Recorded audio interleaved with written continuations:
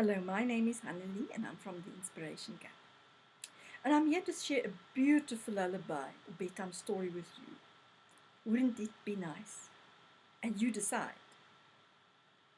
Once upon a time, there was a kingdom where all creatures lived in harmony and everyone thrived and was prosperous. The soul of this world, this kingdom, was so content and at peace. Tranquility reigned.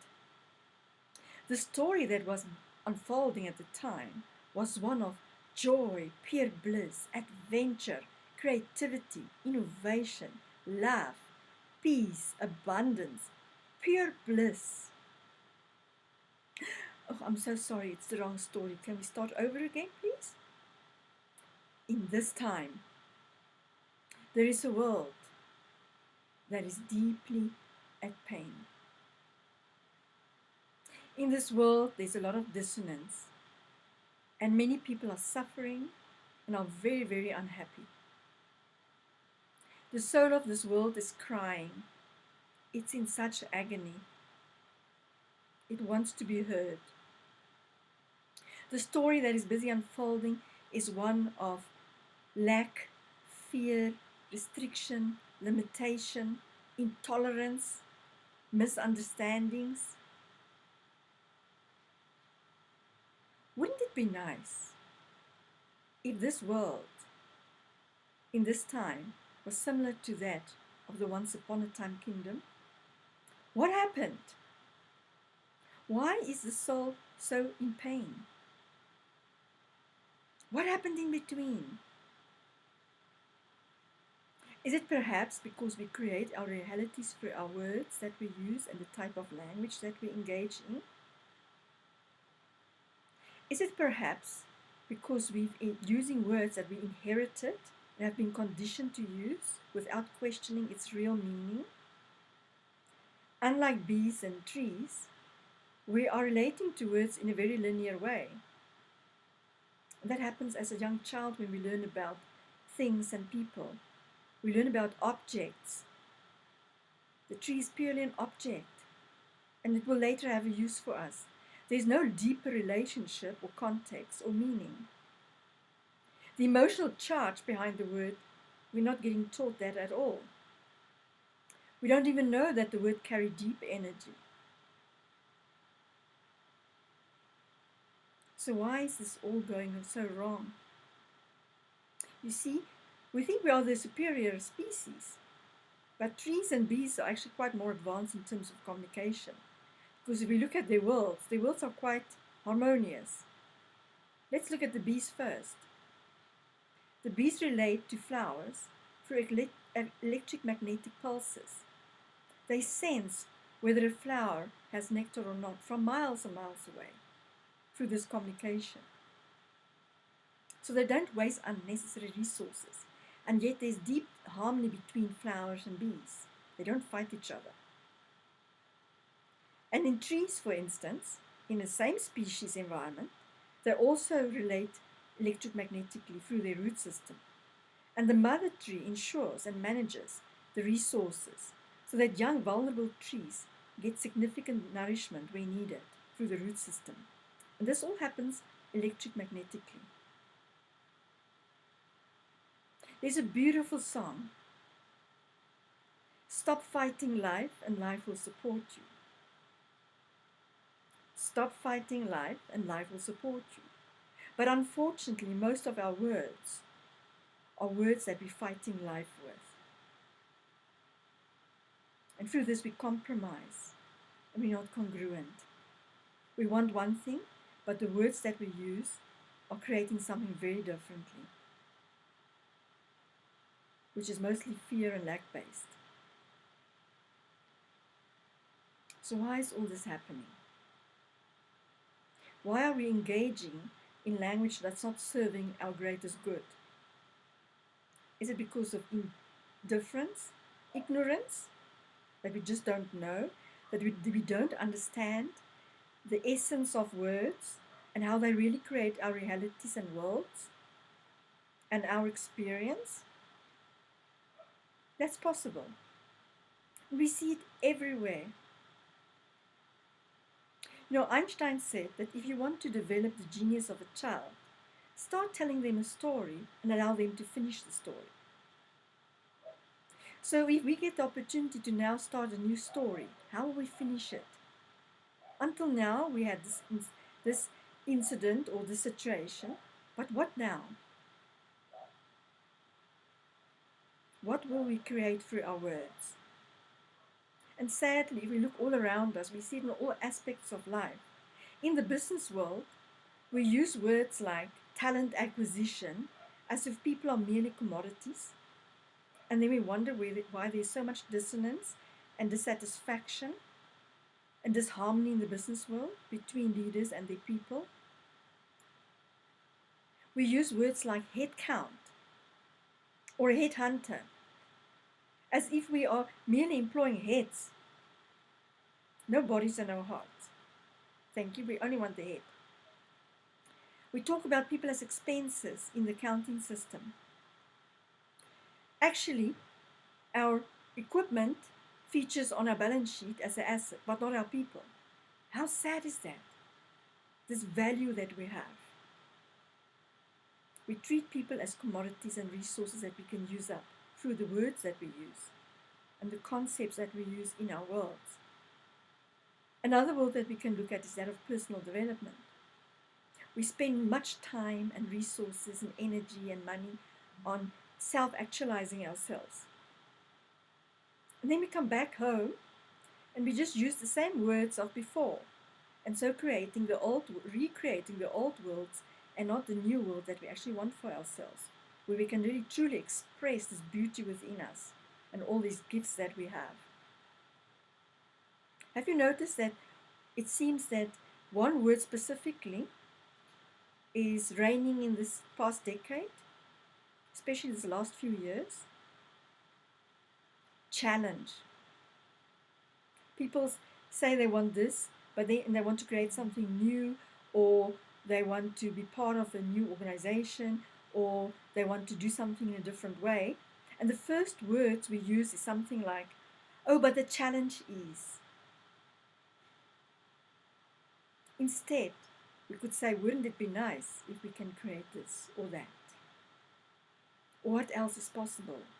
Or what can we do with the resources that we have available to us, that we can improve the world and our own lives as well? But we start using the word challenge, which is on the other side of the equation. It's not what we want. We use words, for instance, like, I want to be abundant. But then we say, I'm broke, which is a statement, a command. And the moment we use the word I am, it comes true. So how can you be abundant when you say you are broke? It's impossible. It's called the law of reversal. So we use language completely unaware because we've been conditioned in using words. We don't go into the energy, the deeper energy behind the word. Look at the social networks these days. It clearly shows people's need to express themselves freely and to voice their opinions. But that's exactly these opinions and assumptions and belief systems that creates our worlds, which is often not the truth. Let's just look at the word poverty eradication.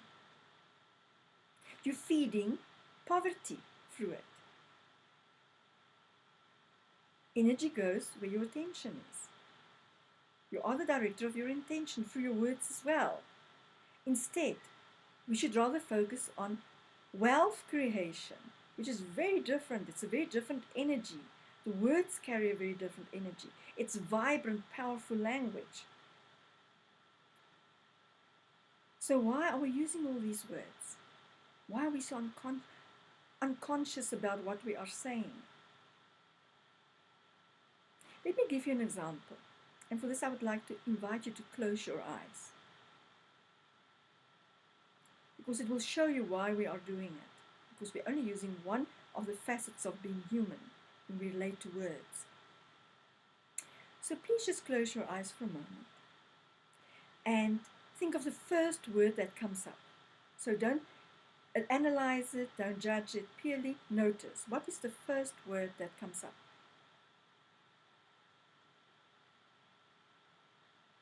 And now I'd like to invite you to feel into that word. What feelings are coming up when you feel into that word?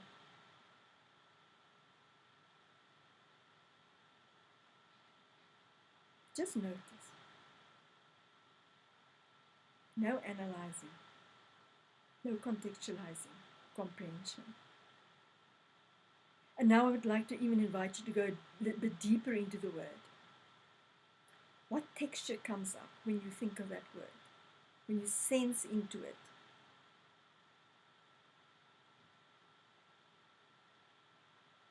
And now go a bit deeper.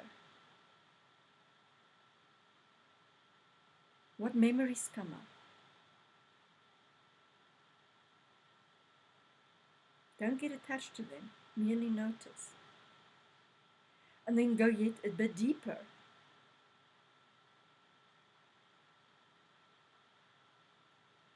What visions, what pictures are coming up in your mind when you see the word?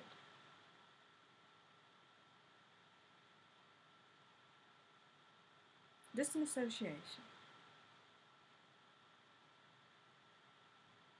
Do you see that there's so much more beyond words than we just think?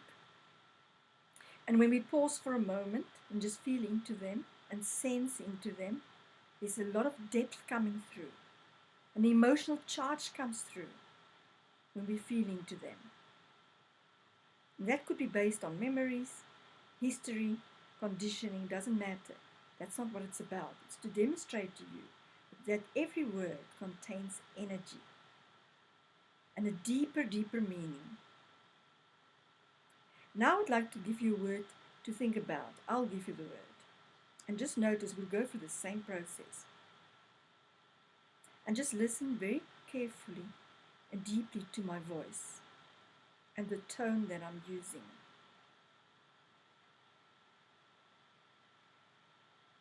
Nurturing,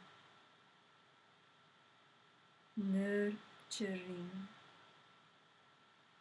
nurturing. And just feel into it. What is happening?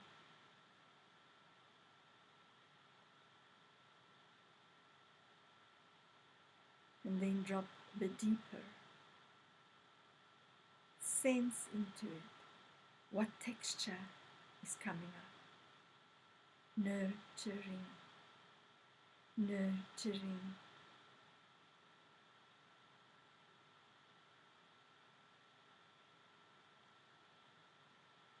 What memories comes up?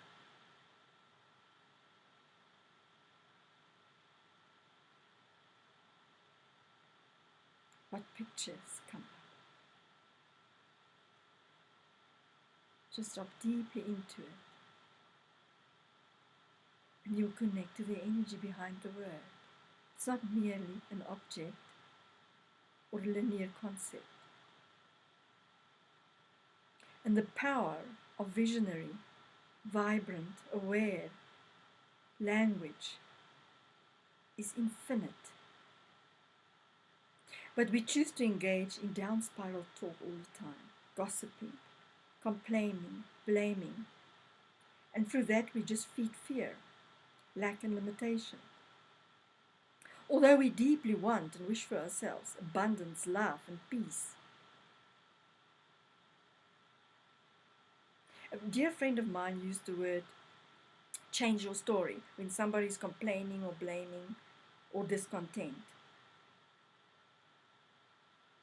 We all are contributing to the soul of the world through the use of our words.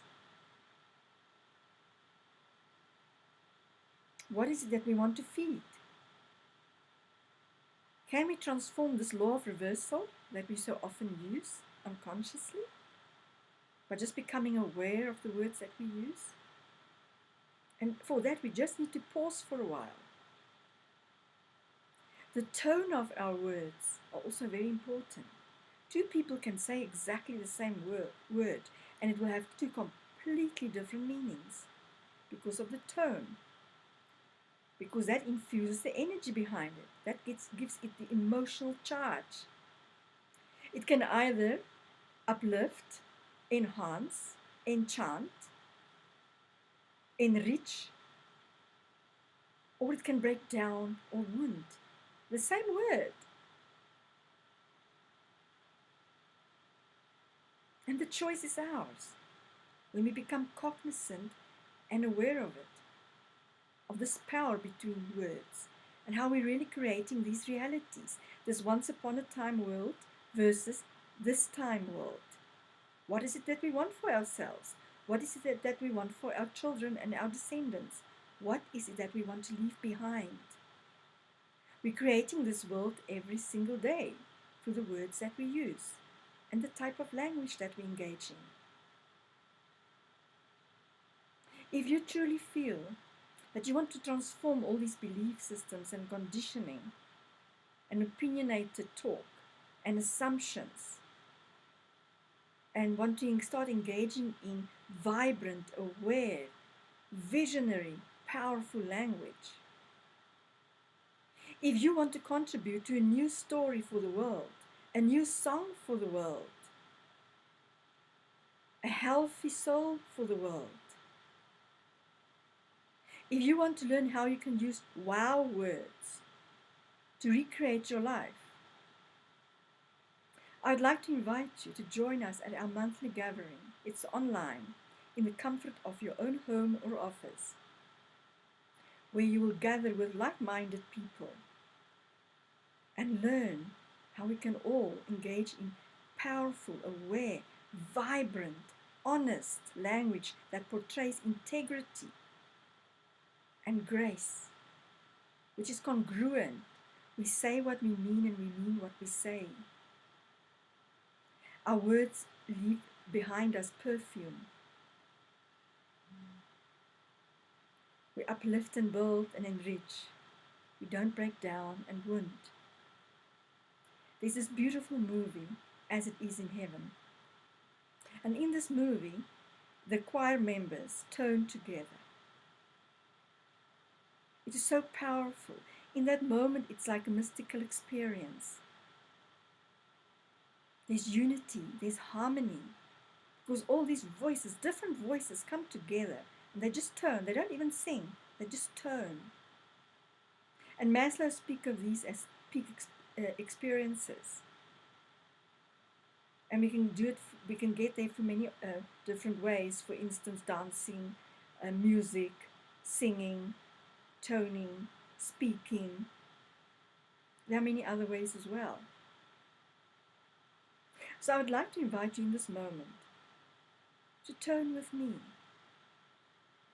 And just notice how you feel and sense into it. See what pictures comes up. Expand your perception of words and tone. And it's very simple to do it. You can just close your eyes again and merely hum like 3 times. Like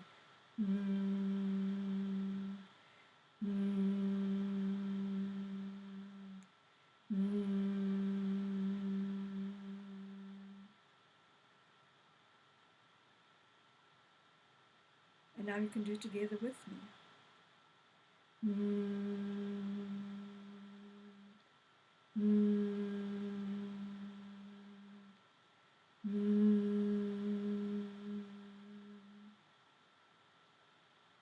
And for a moment, just feel into it. Your voice is important. Your words are shaping the world around you. Your tone is lifting the frequency.